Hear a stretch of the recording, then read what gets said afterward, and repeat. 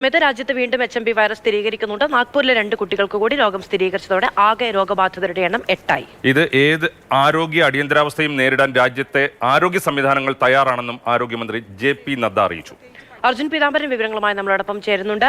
അർജുൻ, കൂടുതൽ പേരിലേക്ക് രോഗം സ്ഥിരീകരിക്കുന്നു. ആദ്യം ബംഗളൂരുവിലായിരുന്നെങ്കിൽ ഇപ്പോൾ നാഗ്പൂരിൽ കൂടി സ്ഥിരീകരിക്കുന്നുണ്ട്. പക്ഷേ ഇവരുടെ ആരുടെയും ആരോഗ്യനില മോശമാകുന്നില്ല എന്നത് വലിയ ആശ്വാസവും നൽകുന്ന ഘടകമാണ്. അർജുൻ,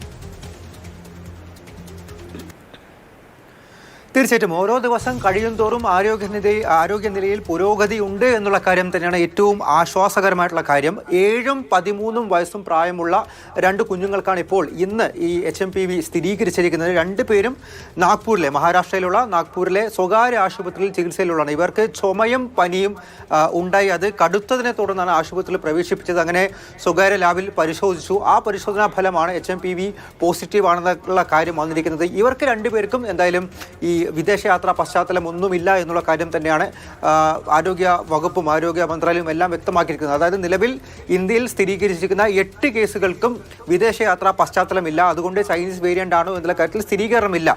ഈ സാമ്പിളുകളെല്ലാം നിലവിൽ വൈറോളജി ഇൻസ്റ്റിറ്റ്യൂട്ടിലേക്ക് അയച്ചിരിക്കുകയാണ് തുടർ ടെസ്റ്റുകൾക്ക് വേണ്ടി ഏത് വേരിയന്റ് ആണ് എന്നുള്ള കാര്യം കണ്ടുപിടിക്കാൻ വേണ്ടിയിട്ടായിട്ട്. പക്ഷേ അപ്പോഴും ആശങ്ക വേണ്ട എന്നുള്ള കാര്യമാണ്. ഈ നാഗ്പൂരിൽ ഇന്ന് ഈ കേസുകൾ റിപ്പോർട്ട് ചെയ്തതിന് പിന്നാലെ കോവിഡ് പ്രോട്ടോകോൾ തന്നെ പിന്തുടരാൻ വേണ്ടിയിട്ടുള്ള നിർദ്ദേശവും അവിടുത്തെ മുനിസിപ്പൽ കോർപ്പറേഷൻ നൽകിയിരിക്കുന്നു എന്നുള്ള കാര്യമാണ് പ്രധാനപ്പെട്ടത്. അതായത് വലിയ രീതിയിലുള്ള നിരീക്ഷണം വരുന്നു, ജാഗ്രത പുലർത്തപ്പെടുന്നു. പക്ഷേ അപ്പോഴും ഏതൊരു അടിയന്തരാവസ്ഥയും നേരിടാൻ വേണ്ടി സർവ്വസജ്ജമാണ് ആരോഗ്യ വകുപ്പും രാജ്യത്തെ ആശുപത്രികളും എന്നുള്ളൊരു വിശദീകരണമാണ്. രാജ്യത്ത് ഇപ്പോൾ റിപ്പോർട്ട് ചെയ്തിട്ടുള്ള കേസുകൾ 8 നാഗ്പൂരിലാണ് 2 കേസുകൾ കൂടി റിപ്പോർട്ട് ചെയ്തിട്ടുണ്ട്. പക്ഷേ ആശങ്കപ്പെടേണ്ട കാര്യമൊന്നുമില്ല എന്നാണ് കേന്ദ്ര ആരോഗ്യ മന്ത്രാലയം തന്നെ അറിയിക്കുന്നത്.